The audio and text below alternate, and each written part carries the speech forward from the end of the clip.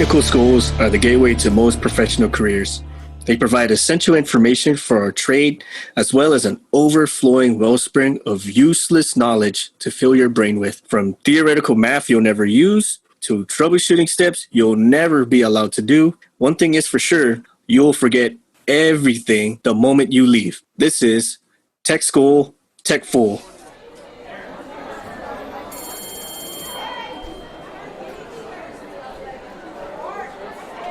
So, Six, what made you decide to become an aircraft maintainer? Well, I was really good with my hands, and I really like to work on things like cars, models, etc. And part of it was because Uncle Sam told me to. It was one of those roll of the dice where like, hey, your ASVAB scores are this high, so you can be anything. How's infantry, friend? Like, ooh, about that. That wasn't really the conversation. It was more like, I was the high ASVAB score and I wanted to be infantry. And then everybody was like, no, don't be an infantry. Do safe stuff. And so after a long heated debate with my parents, I said, you know what? I like working with stuff. I like turning wrenches. Aircraft mechanic it is. So what was your other options then? Since you got to choose aviation maintenance a little bit, but what were your other options since you had a high ASVAB score, right? You wanted to do infantry with a high ASVAB. Yep. And military/family/yourself said, well, maybe I'll go do something a little different. But so with a high ASVAB score, what were your options other than aircraft maintenance? I mean, mine was high enough where I can pretty much have the pick of the litter of what I wanted to do. It was just a matter of what I wanted to do versus what was available versus when I wanted to go to boot camp. And my enthusiastic, freshly graduated, I wanted to leave like immediately. So I said, give me whatever's available now, whatever I can do at this very moment. And as long as it's not something where I'm shoveling shit, I'll do it. And little did you know you were still going to shovel shit to some form. Right? Right, exactly. It's like how to professionally shovel shit and hate your life doing it. Well, that's interesting. Yeah, because I was never military, so I don't know how those things go. So I probably did take the ASVAB or some form of it at one point in time as a senior in high school, but I could tell you I'm terrible at math, and so I can almost guarantee you I would have been infantry, but the guy in infantry who, as my dad says, is just a strong back and a weak mind. That's what my dad always told me. He's like, hey, that's just who I'm looking for, someone with a strong back and a weak mind. So I'd have been like I'd have been the pack mule. It's funny you mentioned that, man, because a lot of guys who join the infantry are super freaking smart. Like you pull up their ASVAB scores and some of them are like 3.0, 3.6 or better GPAs, And when you really think about it, it makes sense because you got to be fairly smart to know how to read a map. And then you got to be pretty smart to, be able to lead people, to know what routes to take and how to properly employ your scheme of maneuvers and stuff like that. So granted, there's some rocks in every form of life, especially in the infantry. Oh, sure. But a good number of them are actually pretty smart, especially if you go into like the specialized things like recon, snipers, Green Berets, Delta Force, you know what I mean? Those guys are top of the line smart. You just don't hear about it because they have this media thing where like they just don't exist. Right. Yeah. They operate in secrecy, which you would want. You don't want to be getting on YouTube or the local news channel or national news channel and saying, hey, we got this unit. They're going to be moving here at this time, this and that. Here's what they're going to bring with them. And here's who they're going after. Right. You'll never hear that. So, right. And now I will say I've touched wrenches on cars. I've touched wrenches on telephones, but I've never put my hands on an airplane before the service ever. The most I've done as far as an airplane was ride in it. Yeah, that's the same for me. I never touched an aircraft prior to going to A&P school.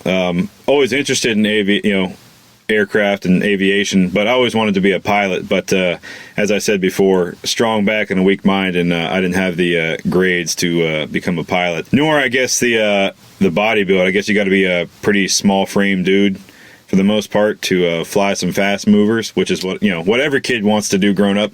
I want to fly fighter jets. Mm-hmm. And everybody wanted to be Tom Cruise and Top Gun. And little do you know, you end up going to be the guy who drives the cargo plane from Tailspin. Yeah. I was the guy who got to clean lavatories. Yay, blue juice.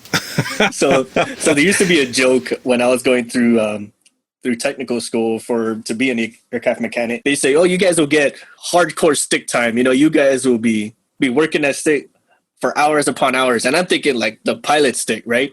Little did we know he actually meant like a broomstick. So you're gonna be working that broomstick for hours. I remember some guy saying, "Well, you can't work on the aircraft past 12 hours." And they're like, "Cool, so my day is 12 hours. Oh, no. You're going to be there for 16 hours. Just the last 4, you're going to be pushing a broom. Like, damn it. Right. Cleaning guys, going back to that professionally shoveling shit, Yeah, you can't work on the aircraft after 12, but there's other things you can do, but I don't want to. Well, Uncle Sam got your ass now. but Sarge. Sarge. Oh, man. Speaking of tech schools, man, I've experienced this in college, especially. Now, granted, it took me almost 14 damn years to go to college. My stupid ass, Oh, I'm right there with you. Everyone that I went to school with is probably working on their third doctorate and shit. Anyway, I remember studying for a test, right? And you get all the notes from whatever the professor or the teacher gave you, and it's just like Elder Scroll of stuff you got to memorize, just all kinds of crazy stuff. And then come test day, you go take the test and there's like X amount of questions, way less than what you thought it was going to be. And none of it covered the shit you just studied for. Like, what the fuck? You need to know how to measure the bend radius of this line, do this. You need to know how to scarf this patch back or scarf back this composite area, and how to do a proper layups with 90, putting the plies at 45, 90%. You go into all this technical stuff and you get on there and it says, "I have a piece of toast in the color purple. What's my max tolerance for rigging these prop blades?" What? Excuse me? Say that again. So a little bit about that. When you go to get your licenses, right, especially in the Marine Corps, everything has to have a license, especially if you're working on planes. Everything. I would tell you these tests, they're written to the crayon eater level. And I say that you get a question is like, what's the tolerance of this in reference to that? And then your choices are the answer, a wrong answer, pizza, and I don't know. Like, oh, what? Or all of the above. Right? Wait a minute. That's like, it's all the above. The answer, every time there's that, the answer is always all the above, right? Always all the above. D. The answer is D. Yeah, and then you find out that was wrong. Pizza was the answer. It's like, damn it! I knew it. I knew it. I kid you not. That's a real thing. I wish I could screenshot that picture for you, or that test. One of the answers was literally pizza, and it had nothing to do with the question. So it's almost idiot proof, but we all know that idiots will find a way. Oh, tell you, life will find a way, just like in Jurassic Park, man. Like what we were saying earlier in the earlier episode, stupid shit will happen, and they'll find a way to do it. Yep, find a way to circumvent the system. Well, that's interesting. So I guess in the military side of things becoming an aviation maintainer, that's like pretty, that's kind of top tier, right? That's a highly sought after position, I would suppose, rather than digging foxholes all day and being a bullet sponge, as I heard one Army guy call them Marines. This was pre-crayon eaters. This was before everyone knew Marines ate crayons. but yes, going back to your question, something as technical as aircraft maintenance or aviation in general is highly, highly sought after. I mean, I think the next closest thing to aviation as far as highly sought after would be intelligence. Like military intelligence, where like you get all the information from CIA, from drones, and from special ops guys, and you turn it into useful information for generals to make bigwig decisions over. Create battle plans, do whatever they got to do. Okay. Yeah, and then the job security for intelligence, man. Picture that, like your secret to top secret clearance. You talk to bigwig people. Your career path basically takes you to DC, where you're talking to all kinds of bigwigs. So, I mean, you're pretty much set, unless like you just straight up one day I don't want to do this no more. Right. And then I guess it's probably, I don't know if it'd be a boring job, right? Because it's a lot of data analysis and a lot of screen watching and a lot of whatever else. So I don't know if it'd be boring per se, because you're getting all this information coming in from all over the world. But I got to imagine like the stress level is relatively high, because you got some general down the road at the Pentagon kicking on your door every day and saying, where's my report? Or you have to have a report ready every morning. You know, it's a 3-page report, like not double spaced, you know, single spaced, written out in detail for that general the next day, so he can make some sort of decision with Congress and whatever else, trying to devise a battle plan and move forward. Right. So picture, like, in college terms, like, you got a 15-page paper with sources cited, all APA style format, and it's due every single day, and you get a new assignment every day, and it's all due 24 hours apart from each other. Yeah, and you have to cite your sources. Like, no, memory meltdown. No, it's like just those people probably thought, oh, I got out of college, no more paper writing for me. Them days are done. Just kidding. You're doing it every day for the rest of forever. So I asked you how you got into the aviation side of things, and that was military-wise. For me, on the civilian side, I got out of high school, and I didn't really know what I wanted to do. I was sort of apprenticing at a plumbing, heating, cooling company, doing plumbing, heating, and cooling, mostly running electrical wires and digging ditches and replacing pipes in a basement where it was a sewage line that had burst. Yeah. And I remember this one job. I went to I opened up the storm doors to get into the cellar of this really old house, and the basement was half flooded with sewage. So I had to put waders on, like if you were going to go fly fishing, to get across the basement to close this line, or to replace the pipe, essentially. And I remember wading across it, and just the smell was horrendous. I had one of those, like, hazmat, radiation, nuclear face mask on because of the smell. But I remember seeing albino frogs swimming in it that had been born and that had never seen the light of day, and I was just like, oh my God, why am I doing this, you know? But beyond that, though, like, I love the electrical side of things, and if I'd have stayed with it and became a journeyman and everything else, it probably wouldn't be too bad of a gig being, this far down the road. But no kidding, man. But at that time, I was given all those crap jobs, pun intended, for by the owner of that company. So, shout out to the Wagner family. He did that on purpose. Dave did that on purpose to force me to go to school, say, hey, look, do something more. But I still didn't know what I wanted to do. I definitely know, I wasn't a terrible student, but I had to work my butt off to get a B in school. I was that type of person. Like, A's didn't come easy. I had to kill myself just to get a B. But I didn't really want to read books. I didn't really want to take 3 years of unnecessary classes for a degree that I could hopefully get a job for and come out in hundreds of thousands in debt on the other end. And my dad was hounding me every day. What are you going to do? What are you going to do? All your friends know where they're going to school. What are you doing? What are you going to do? I don't know. And then I saw an advertisement for A&P school in Pittsburgh, the Pittsburgh Institute of Aeronautics, and I was like, all right, I'll go there. I like aircraft, I like aviation. But as I said earlier, I was more interested in the pilot side of things. Joke's on me, I never actually got my pilot's license down the road. I just never went and did it. Maybe one day. So any of our pilot friends out there, if anybody wants to train me and teach me, I'd gladly be willing to learn. So anyways, I went to A&P school, and that's how I got into aviation maintenance. I mean, I think that's a class up from literally professionally shoveling shit, waiting and shit, watching Splinter and the Ninja Turtles swim alongside you in the shit water. Never treaded lumpy water, everybody. But like I said, being in the apprenticeship at the time, that's what you're going to be doing as an apprenticeship. You're going to be doing all the manual labor. You're the ditch witch, literally the strong back and weak mind. You get a shovel and you're digging a ditch, and you're carrying spools of cables and carrying pipe from the truck to the job site and whatever else. And you do that for a while until you eventually go to like your trade school for that. Right, and become a journeyman, and then the money obviously goes up and all those kind of things. So if I'd have stuck with it, it probably wouldn't have been right now. It would have been good. I've had enough time in that I wouldn't be having to do those. I'd be specialized, so I could get the better jobs, or I could, your boss can put you on specific jobs that pay better because of your accreditations and all that stuff. But I didn't stick with it, and that's okay. And I got into aviation maintenance, and it's not been a bad choice, Like every career, you have your ups and downs, and like we said in our episode 0, there are some nights where you're standing on the line at 3 a.m. going, where did I go wrong in life? Right?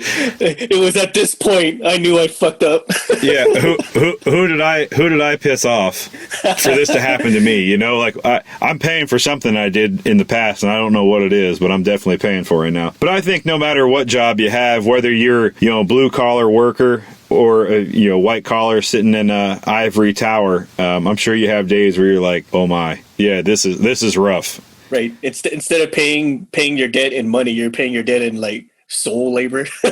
Yeah, I mean, essentially, like working the corporates sometimes, like I've talked to you before. I mean, there was many times, being an AOG or aircraft on ground maintainer, wherever the plane broke, you went, and it was common to work 220 hours in 2 weeks. The money was good, but you were trading dollars for time, and time doesn't come back. And I've said this to people before, man. Like, overtime's great, the money's great, but at some point, you got to value your time more than the money. Yeah. And shout out to everybody who has to do those dirty jobs, because you're going to hear, at least from us, like, you guys are the freaking greatest, because you're doing the jobs that nobody wants to do, that everybody just takes for granted. And as much as you guys don't feel like it and society doesn't feel like it, you guys make civilization function. Right. Yeah. You're literally the backbone, or in these times of this pandemic, right? You are the essential worker. Right.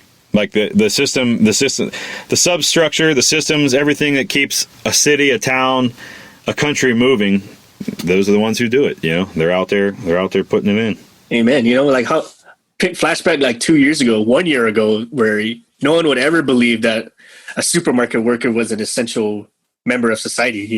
Yeah. The bag boy, the high school, the teenager bag boy. His job is not essential, and sure enough, now, he's more essential than half the people I know. Now you're trying to bribe said bag boy for a roll of toilet paper. Like, hey man, I know you got some stuff in the back. What's up?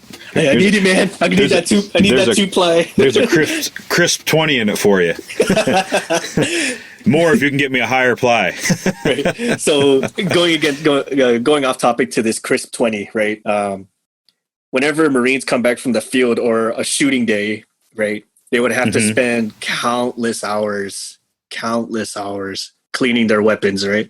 Mm-hmm. And the guys who you turn in your weapons once it's clean, they are super anal, right? They'll come out with Q-tips, man, white gloves and Q-tips, check your stuff, and like, it didn't wipe white, bro. Like, get back there and clean it again. And you've been doing this for like hours, right? So I don't know how clean a rifle can get. At some point, you're just like... especially if it's a training rifle that it's been used heavily for the past 6 years by each group that comes through boot camp, right? And thrash and trash and beat around and whatever, it's just, It's never going to be 100% clean. Right. So how people would bypass these cleaning of hours is they'll go to turn in their weapon, dirty as shit, right? They'll stick a 20 or an X amount of money into the barrel or somewhere where only the guy accepting the weapon can see it. He gets the weapon, he goes to check if it's dirty, and he sees the 20 in there or whatever. Like, yeah, it's clean. So these guys, so I think these guys, man, if they really wanted to be assholes about it, they could probably walk away with an easy clean out of about $1,000 just from guys bribing them to clean it, right? Can you imagine? And that's for each shoot day, right? Wow. Now imagine that, right? So you go days, months, weeks without a clean weapon, right? And then you finally get that sucker that goes, all right, we're not going to take it anymore. You have to clean it. So that's just caked on shit. It's literally got mud in the barrel. And you got that sorry sucker like, God damn it.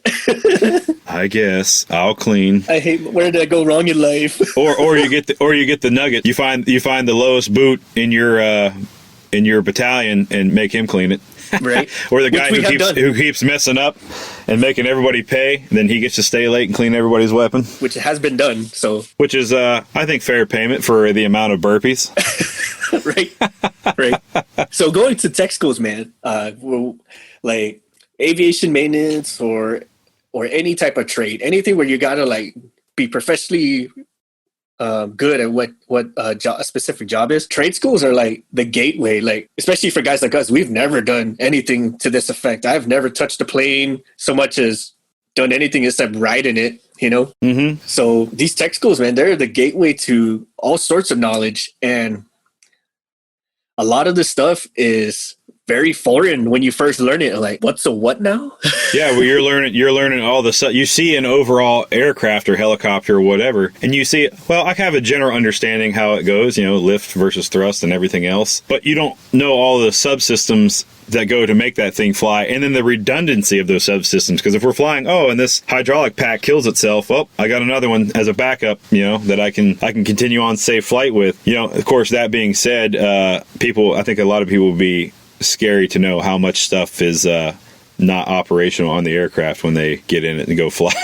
That also makes me laugh, man. Especially with certain aircraft, like say a CH-53, the buff horse. Every Marine in the world calls them shitters, right? And the reason why we call them shitters is because they leak all the time, right? Like an old Harley, if there's no fluid under it, there's no fluid in it. Exactly. Yeah, yeah, and that's the going moniker for the CH-53 community is like, if it ain't leaking, there's no oil. But that's a lot. You see like this big puddle of shit. Like, yep. That's how, that's on the corporate side of things. A lot of the Rolls-Royce engines, they burned up fuel though. I mean, they did leak a little, but they burned up more fuel or more oil than anything. And you go and like every time the thing would land, you'd be adding half a quart of oil, and you're like, hey, we got a problem with this thing. But then you go and talk with like the field service rep or look in the manual, that burn rate's actually acceptable. Yeah. You're like, well, so you learn in some of those models that there's no oil change interval. There's no so many hours that you have to change the oil because you're cycling new oil through it so much, you're just adding half a quart every time. So it's constantly it's changing itself. No need for an oil change because we're always adding new oil. We're always adding new oil. Keeps leaking the old shit. I had an old Honda Civic that's the same way. No need for oil change. It's new oil every few hundred miles. So I had this Honda Civic in 6. You've seen this car. And it had the main seal leaking on it. And I knew that about once a month I had to add about a quart of oil to it, So I drove it that way for the longest time. Every time the oil lights start flashing, poop, I'd throw in another quart of oil. So I finally decided, what, I'm going to treat this thing really nice at one point. And I'm going to change the oil. And I pulled the drain plug, and half a quart of oil came out of it. I was like, ooh, God. It had just as much as what you added? just to keep the light from showing. I was like, oh, boy, this is, that's not good. But you know what? The car still, I still have it. It still runs good. Just got to make sure you add the oil. Oh, and then no reverse. There's no reverse in it either. But, I remember that with the reverse. If you're going in reverse, you're losing the race. So. I remember that. You're like, hey, can you help me push my car out of the stall? Like, what do you mean? Like, yeah, I couldn't find a place where I could pull through. I had to just pull in and park. Can you give me a push backwards? All right. Okay. It's like, why do you have your foot out of the door? Oh, this is my reverse. I'm Fred Flintstoning it. Oh shit! We were talking about your Fred Flintstone reverse car, and I was just thinking of like, well, at least it's reverse, you know what I mean? If it was forward that had problems, they're like, that might be a little bit of an issue. Like you're about to go from the stoplight, and then it goes in reverse instead of forward. That would have sucked. Oh my God. Yeah. Well, so yeah, thankfully forward worked, and reverse didn't, because I'd be driving backwards everywhere. It's like, is there a way to turn the seat around so like I can see out of the rear view window instead of... You start getting all the mirrors you're attaching to your truck, like some of those jingle trucks in India. You ever seen those? They have like 1,600 mirrors all over it. It's like bling to them, but you have those so you can start driving reverse without having to turn around.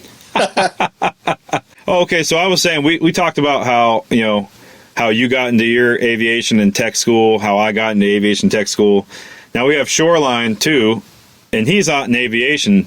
He's in the audio industry, but he still had to go to some form of school. So let's hear about his side of it, so other people can know. Like trade schools there's trade schools for everything, right? Carpentry, plumbing, electrical, audio, aviation, automotive, whatever.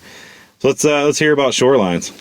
Yeah. So when I was in high school, the Art Institute of Seattle came and visited my school, and they were looking to try to tell students like, hey, opportunities exist in the creative fields, and we're a school that does it. So that piqued my interest, and I was debating going to either that school or doing motorcycle mechanics. Oh, okay. So what I ended up going with, obviously, was the Art Institute. There, I learned audio production, mostly studio stuff. There was some live sound classes, but it was very few and far between. So I found out that, hey, there's lots of work in the live sound industry, so let's try to do that. So I got an internship, did that, and that turned into a job, and still work there, when Corona's not around. So, oh yeah. So yeah, that's kind of been a thing, but yeah, I mean, there are tech schools out there for everything. There are some schools down in Florida specifically that focus around live sound, which is what I do now, and it's pretty cool. I recommend it for anybody that's trying to be serious about going into whatever they're doing. The issue that I have with tech schools is that a lot of people come out of the tech school thinking they know everything and not really knowing a whole lot. And the knowledge that you will gain outside of school is so much more valuable than the information that you're going to get in school. Do they call it OJT? Do they call it OJT in the audio side of things? Because that's what they call it in aviation. So on the job training. So like your hands-on experience, real world experience. I mean, you get essentially in school, you learn definitions and how things are supposed to work. Exactly. You know, air quoting here, but nothing like you'll learn with just getting out there and getting into it. Well, exactly, and I'm sure you guys can relate to this as well. I mean, it's one thing to take an ideal a profession in an ideal situation like a classroom or a school or a studio, in my case, and say, "Yep, this is how it works. This is everything." You know, signal flow goes point A to point B to point C, but what happens when you're stuck in a situation where not everything is ideal? And in live sound, for me, that's a lot. Right. You know, and how do you troubleshoot? How do you fix that? Schools, in my experiences, and in my industry, don't focus on that side of it nearly as much as they should. It's like, I mean, especially when you're live and the show's going on, you got the audience going on and stuff starts messing up. I'm like, oh crap, what do I do? Well, I mean, even before getting to that point, I mean, just in the setup in general before the concert. Exactly. Right? Because you have to, does everything have power? When you're dealing with big power and making sure that everything's going right. It's one thing to, test a wall outlet and do all that, but it's a whole other thing when you're dealing with, 3-phase 200 amp power. I mean, you're dealing with 600 amps of power to power your audio system alone, let alone any lighting system that you're dealing with or whatever. But, it's things that people don't focus on that you will have to learn on the job, and that's okay. The thing is, be open to doing so. Right. There's not a lot of the experience that I have in the industry with people coming from tech schools is, well, I know what I'm doing because I went to school, so everything's fine. Well, okay, you know the basics, you know the fundamentals. You don't know what's going on. Right. And I'm sure each soundboard I don't know all the technical terms for the equipment you go through, but like then there's different, just like aircraft, there's different models of aircraft and helicopters and whatever else. So I'm sure there's the same thing. There's different models for your sound equipment. And so you go to this venue over here and you're working with something you might not have too much experience on. And so you have to figure that out on the fly. Yeah, and that's what a lot of touring musicians will do, or touring engineers. My bad. Is I'm on a different console every night, and yet I got to make a show happen. So you have to be able to flex and be able to learn, and don't do it with a chip on your shoulder. It doesn't help anybody, and I'm sure that can be relatable in pretty much every industry. And you're literally learning all this equipment like just hours before the show. It has to happen. It's like, I've never done this before. Never seen this before. Or it's a new upgrade of something, right? So all the buttons are different, or all the tweaks and what have yous are different. Yeah, or it's a different firmware for the same console. So now it operates slightly differently, but it's the buttons are all the same, but they do something a little different. Yeah, exactly. And I think what you said about the people coming out of tech school think they know it all is, I think that's part of the teachers themselves, is because they give you so much information, just so much stuff to memorize, to know the definition of, to know what the situation applies for, that you won't even use half this stuff. You know what I mean? Well, there's that, and there's also no limit to the human ego. So you have so many guys that come out, I'm the best, I'm better than you, and I'm going to show it, and I'm going to be your boss in 2 weeks type thing. And you're like, oh, okay. And then next thing you know, then that goes back to the lost tool, right? And there's that's the guy, oh, sorry, everyone, I kind of lost about a thing, but I got to get out of here, Right. Ridiculous. And I do got to give a little to the tech school teachers, because, you can't cover everything. You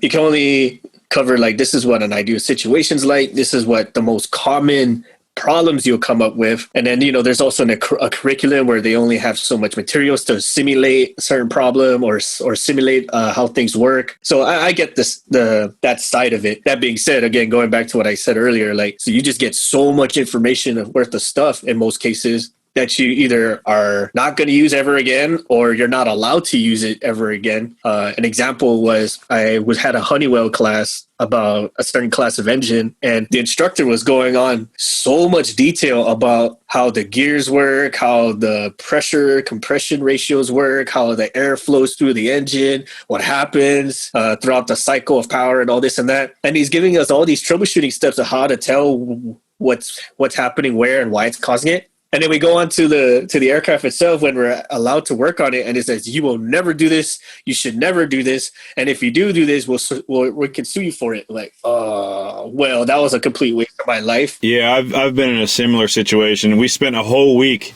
talking about the gears in the prop gearbox.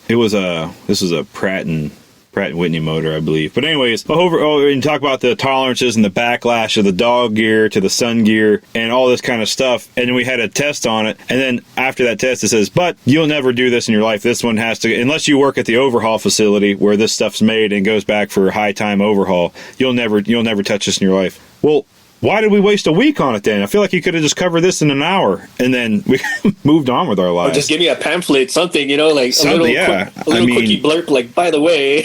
Yeah, I know. It blew my mind. I said, we wasted an entire week on this. Like, this is what a waste of time. But like Six, like you said, you're given so much information in such a short amount of time, right? Because the goal, right, these schools still got to make money too. So the goal is to pump you through there, get all the information in, but cram it into as short a time as possible.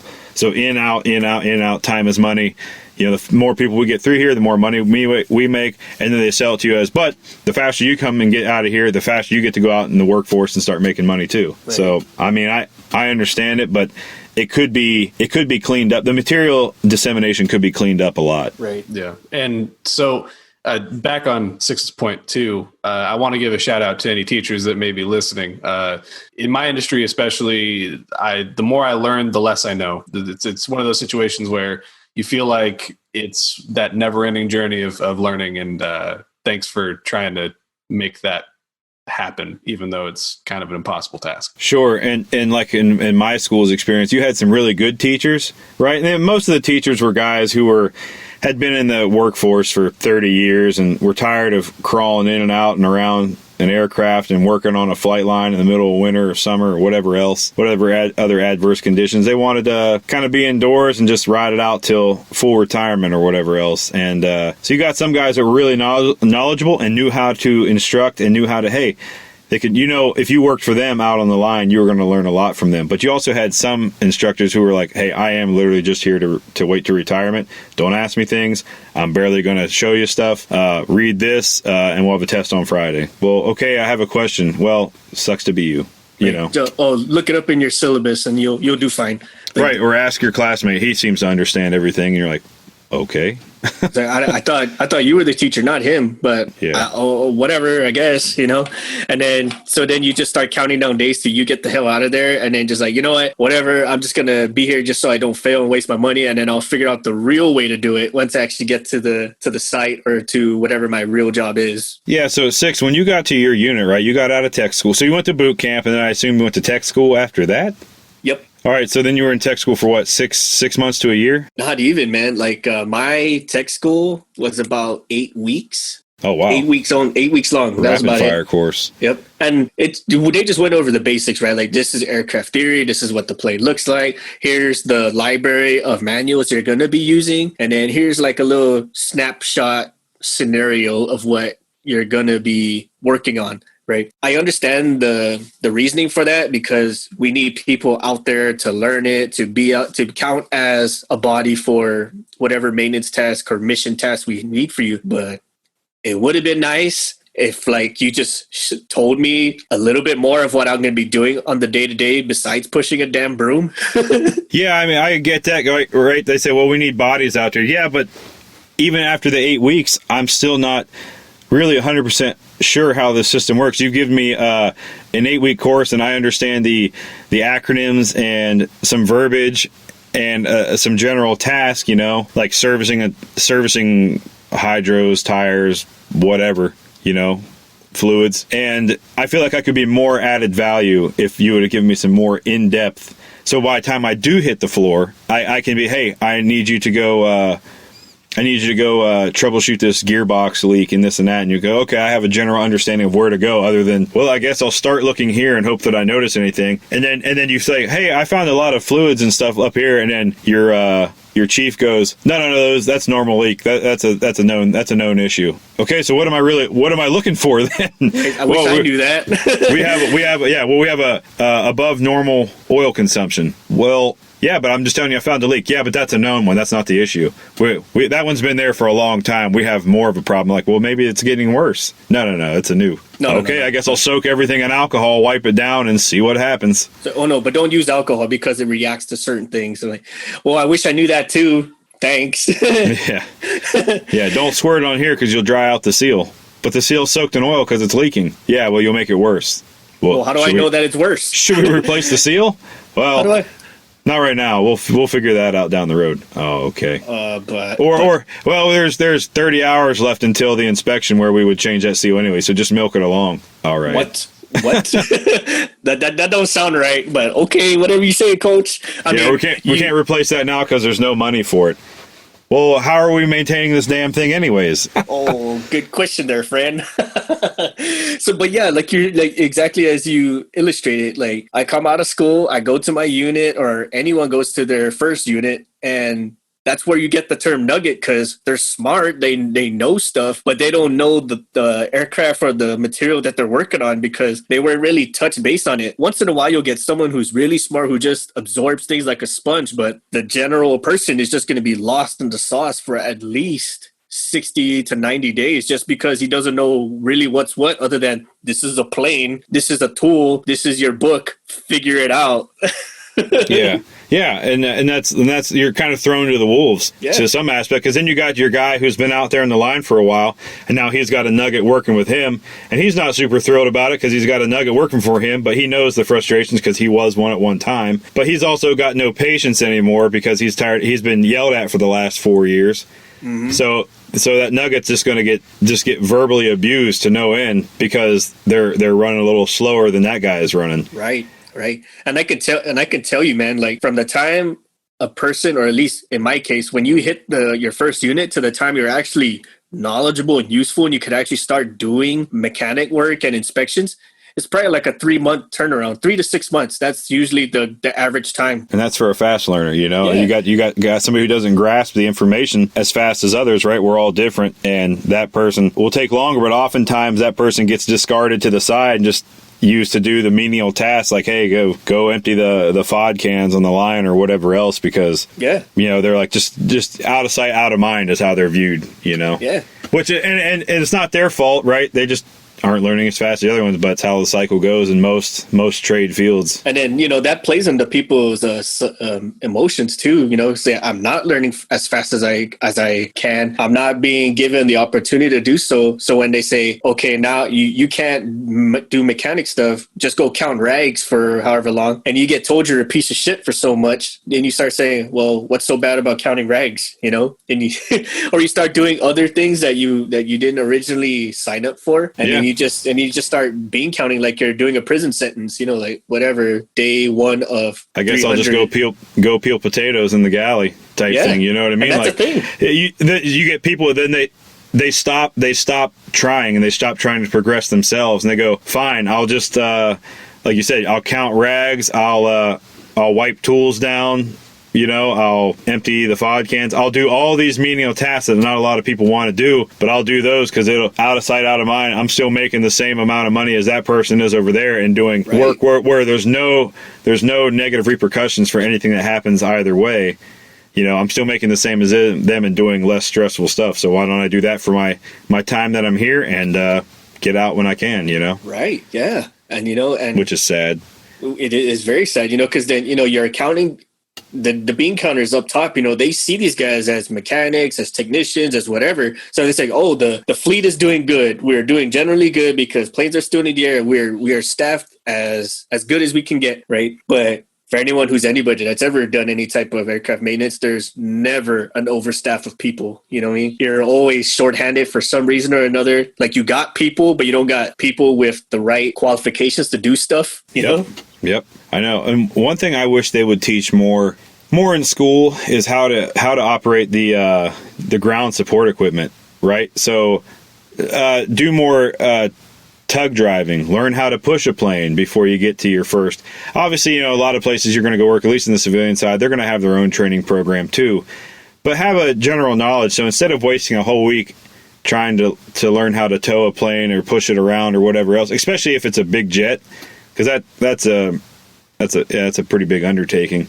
Yeah. But like, you can have a general knowledge and say, okay, look, you're going to have one of these 3 or 4 tugs at one of the airports you're going to go. And you have these low pro ones, right? You can swivel 360. They slide in and around under, and how to operate that scoop to get the nose tire up in there, how to secure it, how to push, all these kind of things. Or you're going to have your standard tow tractor, and this is how you're going to do it there. And understand it's a 2-pivot system, right? So if you want the tail to go one way, you'd be steering the opposite way or something else, or you got to steer the same way, I guess, in a 2-pivot setup. But also, like, a big one for me that I wish I would have learned more was how to run a hydraulic mule. I'm still kind of weak at that because each mule's a little different and it's set up, but you're dealing with such high pressure that you can either, one, destroy the mule or the aircraft if you're not careful in hooking up your connections right to your service ports and all that. Like, you're pushing 3,000 to 4,000 psi through some of those. Yeah, I was about to say, like, I've seen some where they can push close to 5,000. And right. Picture that if you rig that wrong and 5,000 psi goes through the line, and you're pushing it through the backflow, right? You're not pushing it through the feed side of the system. You decide you're pushing it through the backflow, because a lot of aircraft,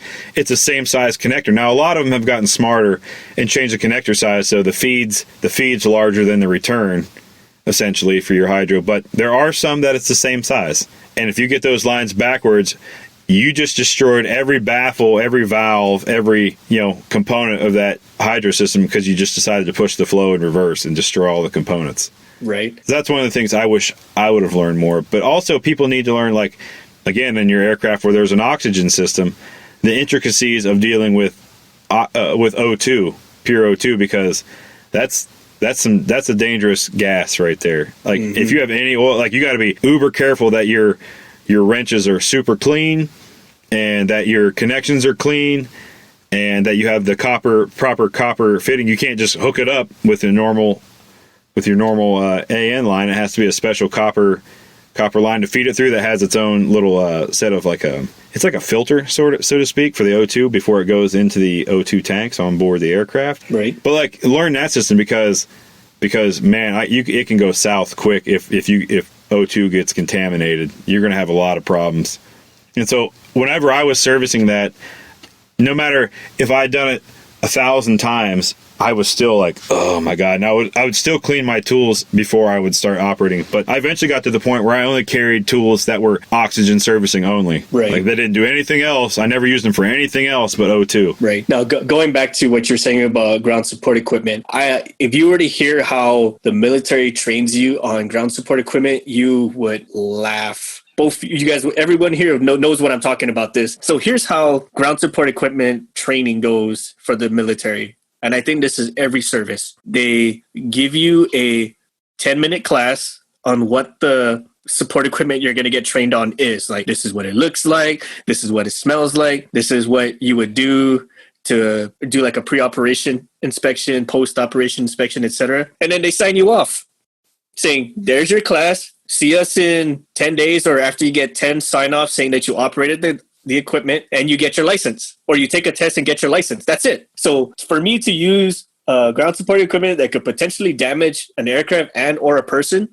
I just have to have 10 different people sign me off saying that I've used it, and then I take a test and get my license. That's it. So it's similar on the civilian side. Some training is better than others depending on who wrote the training program. But like like, right, you do a 10-minute class and you're one of 50 people huddled around this one piece of equipment. And if you're in the back, you can barely hear the guy in the front talking because he's not going to raise his voice for anybody because what does he care? And then afterwards, they sign you up and saying you've been instructed on how to operate this. So then the next time you might have to use that piece of equipment is 6 months down the road. And then you mess something up and then they got your ass. They're holding that training sheet in front of you saying you were trained. And so now there's negative repercussions because you messed up. And you're like, yeah, but holy cow, I was one of 50 when I learned it. I barely saw what was going on. You weren't going to repeat yourself because you had something more important to do, it seemed like, that day. And it's been 6 months since we've seen this piece of equipment. That's assuming that you had an instructor to teach you the class, right? Well, right, Nowadays, a lot of stuff is just like, here, watch this PowerPoint slide. Like, okay. And then you do the PowerPoint slide. Of course, you're never going to read it. You're just going to blast through it. Well, or like a computer-based training or whatever. You click, take the little quiz at the end, and you click on the answers 100 times until you get them all right, and then you move on. Right, which is like impossible to fail because they'll never let you go forward if it doesn't pass. So you click on it and you're like, nope, that was wrong. Click on A, answer A. Nope, that was wrong. B, that was wrong. C, okay, that was right. Moving on. You know what I mean? You're not really learning anything per se. Right. And I get why a lot of places do that. The upfront to build those training programs costs a little bit of money, but once they're built, hey, now I don't have to pay trainers or whatever anymore. I've given you a PowerPoint presentation, and we'll use that for the next 45 years. Even if systems are updated and we don't use that equipment anymore, you're still going to have the training on that piece of equipment. Great. Good luck, friend. Pew, pew. Great. Good luck. Good luck with that. Now, going back to what you guys were saying about teachers or instructors, when I said at least you had instructors, there's good teachers where they're just readily able to convey the material to you and you sponge it all and you're just able to retain it because he made a personal impression. They were funny. They did something where you can remember it. Vice versa, you get those ones who just straight up suck. Like it's always that back in my day kind of person. Like back in my day when I was the greatest thing since sliced bread. Ha ha. Yeah, I was, you guys don't understand. We had to do all this and that. I'm like, and that was 40 years ago. I'm like, okay, so you were the best on an airframe that doesn't exist anymore. They don't make any more parts for it. They haven't flown in 25 years. They're all in a boneyard. Yeah, you were the best then. Cool, but you don't know dick all about anything now. And for some reason you're a disgruntled old coot who's now my instructor. It's like, should we mothball you with the plane because both of you are obsolete? Is that what you're trying to tell me? yeah. Just walk yourself out to. Yeah, that's right. Walk yourself out to the boneyard. Get out of my face. But those are the ones, man, I absolutely have an issue with because they always feel like they have a chip on their shoulder. Like, I'm the best there is. I tell you what to do, and you came to my world, kind of thing. Like, yeah, but then you also then by the same token, initially, for the first few times, you're like, yeah, okay, all right, I'm new, I'm this and that. But then after a while, when they keep saying, but I was the best, I am the best, this and that, and you're like, well, if you're the best, how come you're here teaching, right? So I guess it goes to that saying, those who can't do teach. Right. Yeah. Now, some people, that's part of their progression. You know what I mean? Right. Like. As part of their progression, like they have to teach at some point to get a higher license or a higher qualification, or in my case, promotions, Yeah, right. So sometimes that has to happen. But then you get those, man, who just don't ever see the fleet anymore. They don't ever see the aircraft actually working, or in Shoreland's case, don't ever see the sound equipment anymore, but yet they are telling you all sorts of shit like they live it all day, every day. Like, excuse me? Yeah, like what they say is, no, what you need to do is plug this into there. You see the one that says these 3 letters, take that and put it in there. And you're like, but that cable is not here. And that, maybe in Shoreline's case, especially for the audio, because there's so many cables and stuff going everywhere, but no, take the one that says JGV and plug it into the one that says SCV, and then take the one next to SCV, which says FGI, and plug that into HDC, and you're like, but none of those are here. None of those letters are here, nor the cables. What piece of equipment are you talking about? And they're thinking of a piece of equipment that they used back in 1975, right? For an Eagles concert, and you're like, that technology is outdated, and they haven't used it since '86. We use HDMI cables now, friend. It's one plug for all. That reminds me, man, when I'm telling my parents or my grandparents how to hook up the TV, because they're so used to like the coaxial cable, the red, yellow, red, yellow, white cables, yep. you know what I mean? But so when I say like, here's the HDMI cables, one cable for all, just plug that one in, and it blows their mind, man. It's the funniest shit ever. Or they try to wrap a flat screen TV thinking it's like the old 50s one where like if you hit it, it works. Oh yeah, tapping on the side, you're like, that's not how that goes. Like boom! Oh no! What are you doing? How do I get to Netflix? Press the button that says Netflix on the remote. Which one's Netflix? The big red button on the remote that says Netflix on it. Press that. Now what do I do? We'll click on your profile. Which one's my profile? Do you see when it says your name below it? Yeah? Okay, click on that. How do I know it's highlighted? Well, it's the only one there, so give it a shot, you know? Just 2 weeks ago, my dad must have called me, and it was to download the podcast thing on Google so he could listen to this podcast. And he called me 6 times in one day to figure out how to try to download that app. I was like, you go to the Google Play Store. How do I go to the Google Play Store? Okay, here we go. Step 1. Or the best one, man, is when you're hooking up stuff to your TV, you know, like sound bars, speakers, anything outside of what the TV already has. It's even more funny. And then you try to explain how Bluetooth works. Yeah, I know. It's just comical. It's just out of control. So you're trying to tell your instructor, like, there's no such thing as red, yellow, red or white anymore. It's all HDMI or fiber optic or whatever have you. And just like, well, back in my day, this was the best thing ever. So I don't know what you people are doing with this newer technology. So, just start talking shit about the technology or of the time now. Or just the way things have to run now because we've learned our lesson from all the previous shit. They remember them telling their parents that, look, there's such a thing as an 8-track player now. There's nothing wrong with the old record player. Vinyl's alive and well. Okay. Get the sousaphone out. Right. And before that, it was like radio TV or radio shows, What's wrong with vinyl? The radio's perfectly fine. DJ whatever is freaking fantastic. And then before that was the telegraph, you know what I mean? Like, who needs radio when you have the telegraph? I mean, yeah, think right, we're just talking about the podcast and stuff. Think about how, like, there's whole libraries now. You just go and download anything you want to listen to. There's probably a subject on, and it's right at your fingertips. Same thing with music. If you want to listen to a specific song, it's right there. Music videos, anything, right there. Whereas back in our parents' days, if they wanted to hear a song, they had to have the FM radio on all day and hope that it got played back, into the loop at some point. But there's also a thing as actual radio DJs, which, radio DJs in today's world are told what to play. So when you listen to like the radio, there's the same 10 songs that are on constant repeat over the course of the hour. But you think about the actual radio DJ, and they would actually put new stuff on there. They were in the mix. They knew the new and up and coming bands and what was good and what wasn't, what you wanted to hear, like think about that and how that's no longer a thing, no longer a crucial part of radio. Of course, radio is kind of dying out anyways, like we said, with all the download platforms, and you can create your own playlists and whatever you want to do. Yep. It's just crazy. You said it right. I mean, it's one of those things where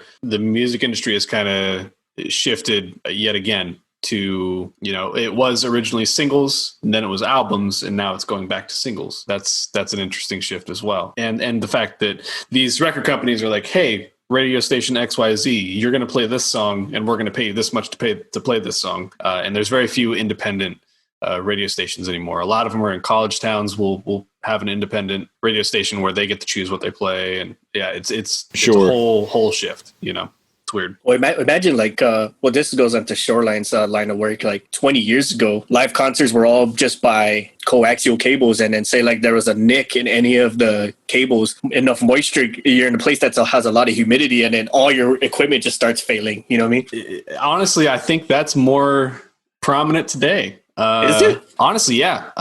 Like you're dealing with so much networking and so much digital stuff that is so prone to moisture malfunctions and stuff like that. That before it was a lot of analog equipment, a lot of copper cable that is just running from point A to point B, and you might have to swap a cable, or if water or something gets dumped on a console, your show's fucked. But there's no change in that. But yeah, I mean, I think that with the complexity of technology today, it has its benefits. Don't get me wrong. but it also has its drawbacks as far as reliability and functionality of ease of use and ease of getting from point A to point B. Right. Can you imagine, man, if like the concert's like, okay, guys, all our equipment took a shit. We're gonna have to go Dixie Cup on a string now. So everyone huddle up in close. And that happened, I think, up here. I think it was a Tom Petty concert. They really use Dixie Cups on a string? Well, not really Dixie Cups. No. But no, like there was a network cable that got severed, and all of the lights and video like shut off, and they ended up having to play the rest of the show pretty bare. They played a few songs and then got off, and but it was crazy. I mean, it takes one thing to really screw a whole show nowadays. There's bigger points of failure. I won't say fewer or more, but there are bigger points of failure. Right. And tying that into the text goes, right? So there's your single point of failure right there. Like everything keys off from this moment. So if you get, say, that one salty dog instructor who just all about bad mouthing the new process, all about trying to reinvent him or recollect his varsity days, say, and he's just putting out that, well, I'm the best there is back in my day, and I know better than you because you're coming to my world. Just like killing the progress before it even happens. You're essentially dumping water on the console before you're even allowed to have the show kick off. Right, and you actually learn that those people, when you start learning about who that person is, saying back in my day, but then you learn that really they weren't anything to brag about back in their day. They were the guy who was messing up all the time, the guy who was causing thousands, millions of dollars of damage because they weren't doing stuff the right way, and that's how they ended up in this training position, because they're like, geez, just get him the hell out of the hangar, you know what I mean? Like, he's causing us too much damage out here. So let's go let him teach the next guys coming out, so that'll be the way to fix it. Take the guy who couldn't do and have him teach the next group, That never made sense to me, but that's what they always do. They always just stuff the guy off to the side and out of sight, out of mind. Like, what could go wrong? What could go wrong? Well, I think the whole premise behind it is because we've all had guys we've worked for, so got out into the field, and they're excellent at what they do, and they're also excellent teachers. So instead of having that guy off the line in training, they leave him out there to train while also continue working, because now I say guy or girl, it could be either way, but they're just excellent at what they do. They're well-rounded, and people like working with them and for them, They earn that respect to a certain degree. So by that token, right, we've all had people where we go, whatever that person says is golden to me, because I know that they're right, and that they wouldn't steer me wrong. And you always revert back to them. Well, I worked with this guy, and he said you should do this, and this because of this reason. And when you run into this problem, it's typically this or this. So start here, because that's the easier thing to troubleshoot, and then work your way to the harder. And I'm telling you, like, when I have guys in my past that's where you build your troubleshooting skill set, is from listening and watching those individuals. And because to me, a person who's an excellent troubleshooter, they're just so invaluable, because they're like, okay, I got this problem and I'm going to take it and I'm going to run with it. Next thing you know, when you hear back from them, they're like, hey, I figured it out. It's this. Oh, fantastic. Or you get the guy that you didn't even know there was a problem, and he comes up to you and says, you see it, he comes up to you and says, hey, I just ordered a part for such and such. Oh, why? What happened? Well, when we were out there doing, engine runs or whatever else, we grenaded the starter gen, and that was caused by an over rotation or whatever, the bearing seized and this and that. But long story short, they got a troubleshot down, whatever the issue was. They got the troubleshot down and parts on order before you ever even knew that there was a part. Those guys are excellent to me, because you're like, dang, we had an issue and it was resolved and already parts on order before I was ever made aware. Like, that's the kind of stuff, especially in control. That's where you're like, that's my go-to person from now on. That's who I want to do stuff, because they're going to be the ones to make progress and get it done, rather than just come and say, hey, we got a problem. Okay, what are we doing about it? I don't know. I'm just letting you know there's a problem. Mm-hmm. All right, so what's the next step? I don't know. I just told you there's a problem. Oh my God. Yeah. Or then you got those teachers, especially going back to teachers, like you say, hey, I got a question or I got a problem. And then they answer your question or problem with another problem, but it's not something that's relevant to you solving it. It's just kind of like, it's one of those, like, I'm trying to blow you off kind of thing, like, hey, I can't find the troubleshooting steps for this. Like, well, hey, did you know that there's such a thing as troubleshooting? Yeah, there's a troubleshooting manual for you to find things about that. Like, that doesn't help me. Doesn't help me. Can you just all. Yeah, or when you say, hey, I'm looking through the fault isolation manual, right? Your FIM, and you're like, hey, so you're showing the initiative that you knew there's a fault isolation manual. You have a problem, and initial steps of reviewing, couldn't find anything, initial inspection couldn't find anything wrong.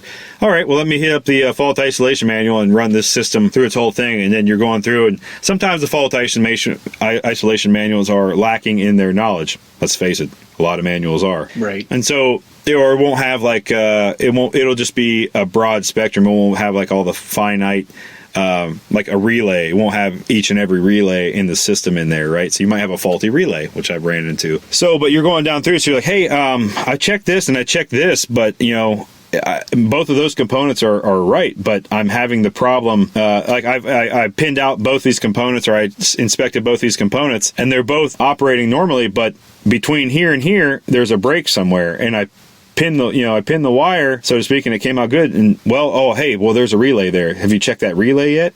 Oh, no, I didn't know. It didn't show the false isolation manual. These manuals are kind of lacking, but then you have somebody who's really knowledgeable in the system that can say, so you were going to want to look at that, rather than come in and say, well, keep looking. Yeah. Well, that's not, like, I am looking, like I hit a wall. I need somebody with some more expertise as help who can say, hey, check out that relay. I bet yours is an issue with that. And you're like, oh, okay, cool. I didn't know that was there. It wasn't in the manual. It's in the manual. Yeah, or it's in there somewhere. Right. Yeah. And you're like, but I've looked. Now, going on the flip side, some of the best instructors I have are, and I think you guys have had this too, where it's usually the ones that follow up with you well after you left. You know what I mean? Like they still hit you up, or they still like, hey, how are you doing? Just kind of like having that continuing the education kind of thing, like, oh, where are you at with this now? How are things going, et cetera? Just like really building that teacher-student relationship, or that master apprentice kind of thing, Sure, yeah. You get somebody who genuinely cares about your career and your career progression and your knowledge base. Because I'm sure he or she wants to know that, hey, is this guy, you call him, 10 years later, oh, I got out of aviation after 2 years and I went to work, somewhere else, not even related to aviation. That person would go, geez, maybe I didn't. Because I'm sure in their mind, it also probably is a feel good for them to say, hey, thanks to your teaching, I was actually way more advanced than a lot of the guys that I started with, and now I'm a supervisor, or I'm a crew lead, or I'm whatever. I'm trusted to go out and work. Like in corporate side, you work by yourself a lot. If you're good, and you have a good knowledge base, and you have a good customer build, like they'll put you on an aircraft by yourself. Yeah, hey, I'm running my own truck now. I'm on the road and this and that, and like great, fantastic. I did something right in my education or in teaching these guys. Whereas if they come back, like I said before, I say, I got out of aviation, it just wasn't for me. It's great. Man, maybe where did I let this guy down at? Where did I let this person down at? Yep. Yeah, that pretty much hit the nail on the head on that one, man. Like I think that's really it as far as tech schools and the instructors themselves. Like you just got to care about the people you're teaching. Like you got to understand that this is the new face of the industry that you're teaching. Whatever it may be. Yeah, it's almost a reflection on them, right? Yeah, exactly. And so, like, if they get a certain, let's say, like in the A&P school realm, right? Or even military, any tech school, military, civilian, whatever, if there's a group of people coming out of there and they're just top tier, troubleshooting, system knowledge, active go-getters, finding problems and fixing them on the spot and making sure the job gets done. Eventually, somebody in, whether it be a corporate business, right? Aviation business, not just corporate jets, but any corporation that works in aviation, and they're going to go, man, these group of people are great. Where are they from? Oh, they all came out of such and such school. Dang, let's do more recruiting there, because whatever's going on over there is benefiting us tenfold over here. So I'm going to stop going to these other places I'm not getting as good of a product out of, and let's go to these people over here, because they're shelling out some quality maintainers. You know what I mean? Right. Yeah. So closing thoughts on all of this, like when you go to tech school, any tech school, you're going to get a lot of information. A lot of it is stuff you've never seen or heard from before. And there's going to be stuff that you're going to be taught that you're probably never, ever going to use before, or stuff you're never going to be allowed to use. And I think part of that is part of the curriculum. So just so you have an idea of like, this is the line you shouldn't cross. But some people really push that, like they really try to give it to you, like you're going to be doing stuff like that, but you never use it. And a lot of it boils down mainly to the instructors as well. This kind of goes into the saying that there's no such thing as bad students, only bad teachers. And what you were just saying before, like the instructors who are really good, the ones that really capture the students, are the ones that actually give a shit about what they're teaching to the people they're teaching to. Granted, you're going to have those individuals who they just stonewall. They just can't grasp it, and that's fine. That's when you have to adjust your teaching method to that individual, or maybe this is not the right path for that person. Maybe they just, hey man, sorry, this is just not meant for you. You start to appreciate your instructors or your mentors or whatever you want to call them. But when they say no question is a stupid question, but then you also get someone like, well, that was a dumb question. What do you think? But if they have a group of people and say, okay, well, these 8 out of 10 understood what I said the first time, but these 2 over here didn't understand. So let me reiterate or re-explain myself a different way that they may understand, instead of just